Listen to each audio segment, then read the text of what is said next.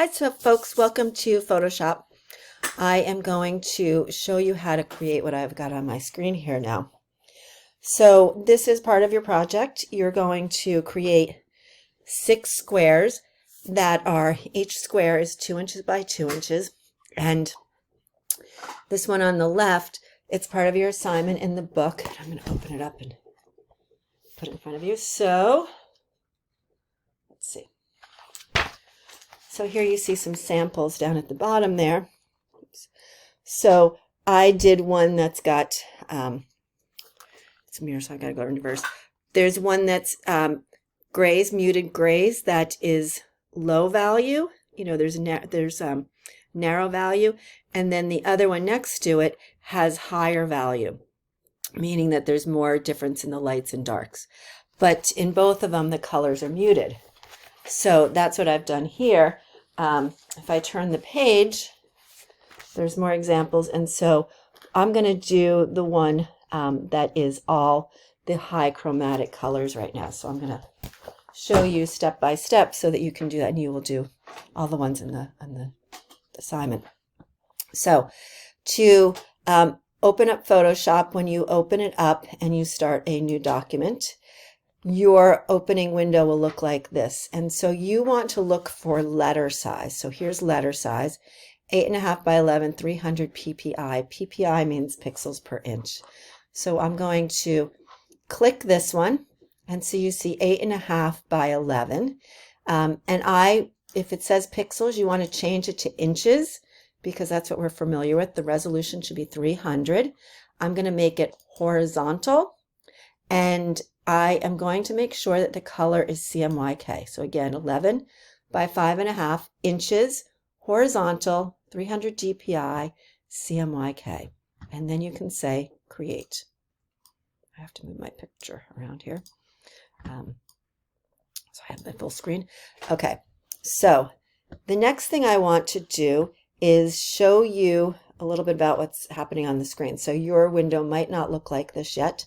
You want to go up into Window, because that's what you're looking at on your screen, and you want to make sure your workspace says Essentials. That tends to give you more of the tools that you need. And even after you pick Essentials, you might not see the ones that I see along here on the right side. If there's anything that you don't see, you're going to need Color. I'm going to close this for a moment, and Layers. So if I don't see that, I would go up to the window and I can scroll down here till I see Color. So it opens it up, and I've got this box here, and you can bring it over and let it sit in here, or you can pull it out. If it ever disappears by accidentally clicking this plus sign with any of these, again, you can go in here, grab the color, and right now the window is expanded, so this expands and opens the window. Okay, and this shows me CMYK sliders. If you don't see the CMYK sliders, you can go up into this thing I call the hamburger, and you can switch it to CMYK slider. Okay, so now that we have this on the screen, I want to show you layers. So I've got this background layer, and it's a locked layer, and I am going to now go over here to the it's a rectangular tool. So I'm going to click on this, double click. So you're not going to see me do this, but I'm going to go click, click. So I clicked, and then I put my cursor on the screen, and I push my mouse again. Okay. And so it gives me this dialog box where I am going to put in 2IN for 2 inches. And again, I'm going to select this and say 2IN.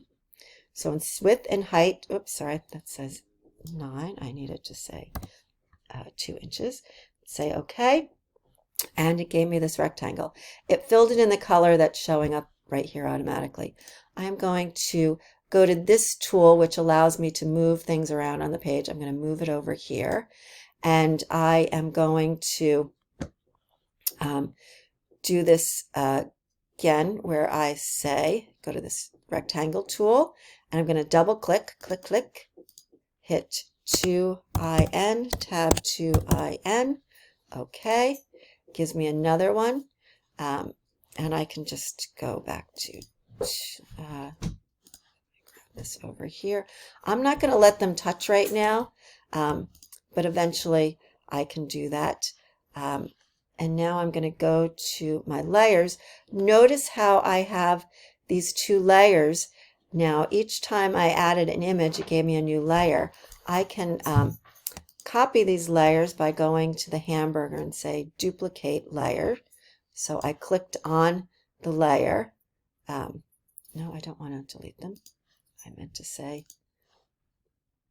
duplicate. Sorry, duplicate. Okay, so it's given me two more. Now what it did was it's right on top of each other, right? So now I can go up here. I have these two layers selected again. So I select by hitting one, holding the shift key and hitting the second one, and I can say duplicate layers again. Okay, and they're here. They're just the same color, so you can't see them. So now I have 6 boxes and 6 layers. So now what I'm going to do, I'm going to pull this out for a moment, and I am going to hide my background layer. I want to keep that layer, but I want to hide it. Notice how it was white. This is a white background. It's literally a white box on there. When I shut that and you see this checkerboard, that means it's transparent. Okay, so you need to put the white in, or you can take the transparent out. So this symbol here means that it's a smart object, and there's, I'm not going to explain what that is right now, but what I want to do is I want to flatten them all so they're all on the same layer and not have them be smart objects. So what I'm going to do, I'm going to hold down the shift key. Hold down the shift key and select all of them. Actually, I don't even need to do that. Sorry. I can just, because I have the background turned off, I am just going to go up to layers, and I am going to say merge visible, because they're all showing. See the way the eyeballs are showing there, except the background is not showing. So I can just say merge layers there. Okay, so now what I'm going to do, I'm going to move this back over here so it's out of my way. And so I'm going to do pure, really intense hues for this one, the swatch.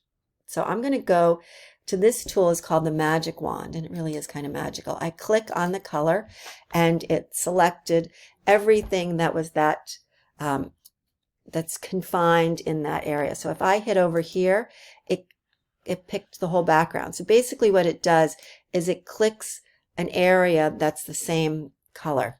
So I'm selecting as long as it's touching it, which is why I did not want these boxes touching each other, because then I couldn't use the magic wand. They can't be touching each other when I click on that. Okay, now I'm going to pump up this cyan, pump up the magenta.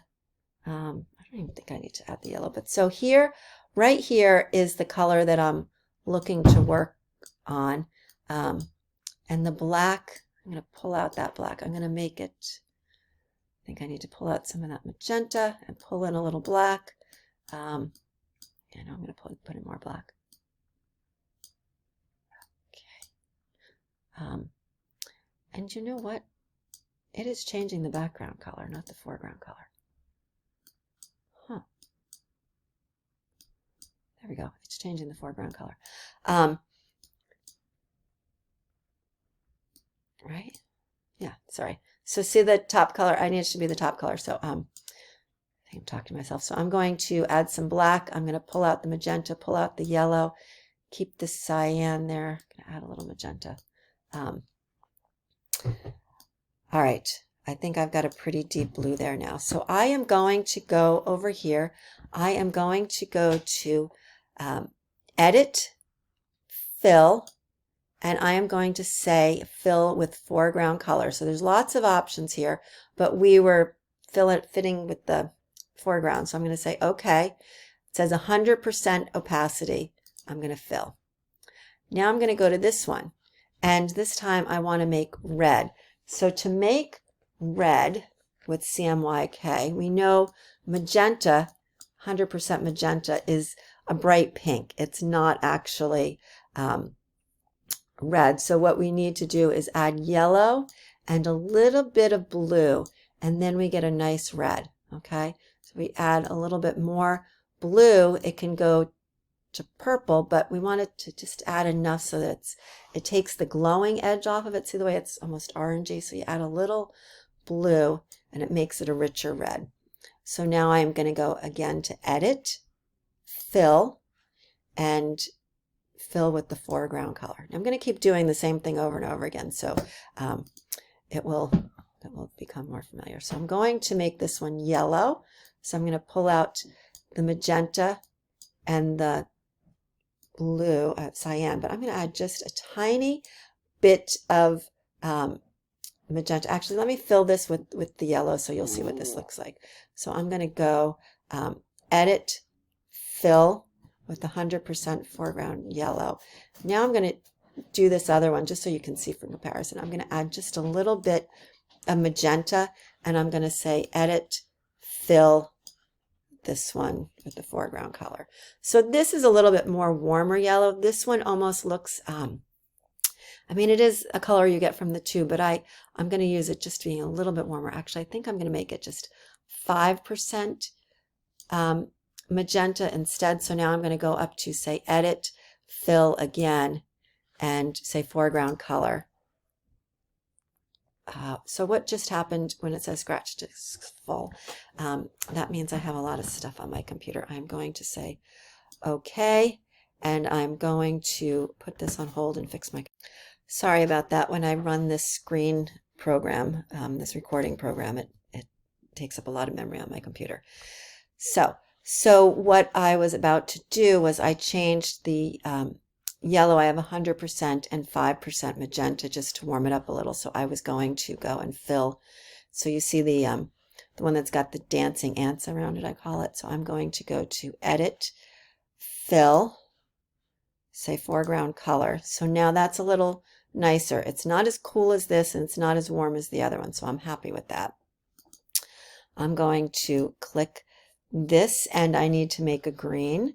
So the green would be cyan and yellow. So again, playing with these sliders, when you make green, it's pretty much an equal yellow and cyan.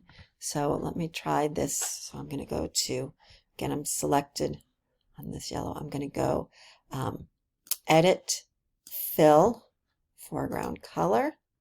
I think I want there to be, make it a little darker, so I'm going to add, all the way to 100. I'm going to add 90 of the cyan. Let's see how that looks. File. Sorry, I'm going to Edit, Fill, foreground color. Oh no, scratch disk's full again. Sorry about that. Hopefully it won't happen again. So I am going to go now to create orange. So orange would be magenta and yellow to get a really nice orange. If you add too much red, it overpowers the yellow. So generally about 50% magenta and 100% yellow. So if we click, oh my goodness.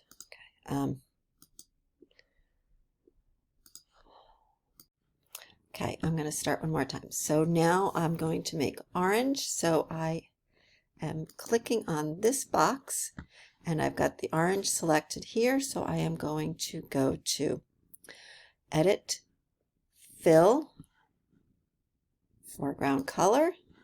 Okay, so that's a yellow orange. I could make it a little bit more, reddish, I think. So I've moved that slider. I'm going to go up to Edit, Fill, and I am going to make it foreground color again. I think that's a little richer. And then my last one is purple. So I am going to add some cyan, take away that yellow, put in the magenta. So that's a pretty vivid purple. So I'm going to select here, go to Edit, Fill, foreground color. Okay, so now what I can do is I can go and I can move each one of these boxes closer together. So when it's selected, that one was already selected. Oops, line that. So I'm going to go get my, actually, let's see if I can use just my move tool. Nope, it's moving all of them. So I need to select, so I can do it this way. I can select this with using the magic wand and then move it down. So again, I'm selecting with the magic wand this, and then with the move tool, I can move it over. Select magic wand, move. And the reason why I didn't put them all together in the first place was because it selects all the same color. And when I first made all those boxes, if you remember, I made them all that same gray. I just copied and pasted, so it would have blended all the boxes together. So now here I have these 6 different shapes, so I can just grab, copy over these, do Command C to copy, Command V to paste, get my move tool, and move them over here. So now I have my boxes already set to do the next part of the project. So the next one is opening up my book again, and sorry here. Okay, right here we have got dark muted colors, so I'm going to do that one right there. So so all in all, there are 7 charts that you're doing. So you want to double check the book and make sure you do all of those. So I am going to make muted versions of these colors. So if I go and I pick this blue, it pulls up, sorry, I did the wrong tool. I use the, I need the eyedropper tool. I'm going to grab this eyedropper tool. There. So now it brings in this color. So I want to make a muted version of this. So if I've got dark blue, I'm going to add orange so I can add more magenta and more yellow. I'm going to pull out some of that black. I'm going to pull down that cyan a little bit too. So now I am going to, it looks very gray. I'm not sure if I like it yet, but I'm going to go to Edit, Fill, Foreground Color. Yeah, that looks, there's not enough blue in that. So I'm going to pull out, I'm not going to use the black. I'm going to pull out some of that, I'll leave the magenta in there, pull out some of the yellow, and pump that blue all the way up there. Let's see how this works. I think that might work this time. So I'm going to go to Edit, Fill, 100%. Okay. So it's interesting, the muted version ends up being lighter than this version over here. You know, I can still go and change this one. So maybe what I'm going to do is I am going to click here. So now what's happened is I have multiple layers. When I copied and pasted, it created a new layer. So I'm going to switch back to this layer. So now I can go to my magic wand on this layer. There we go. And I don't remember what I used here, but I must have added some black, which seems too intense. And it's showing me the background color instead of the foreground color, so I can just toggle them over here. This toggles them back and forth over here on the left with that curved arrow. So I am going to pump up that cyan. It's showing me the bottom color again. Let's see. It's kind of purplish.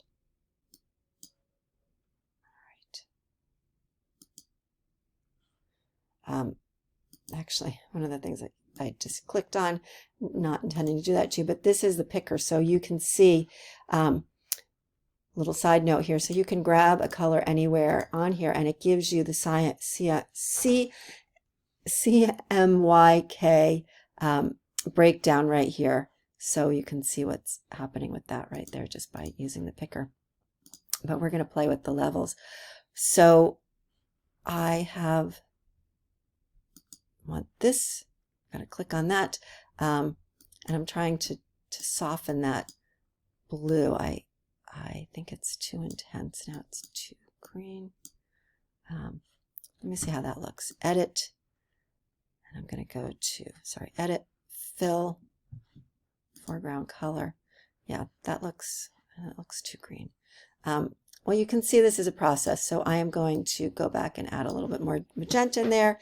Edit, fill.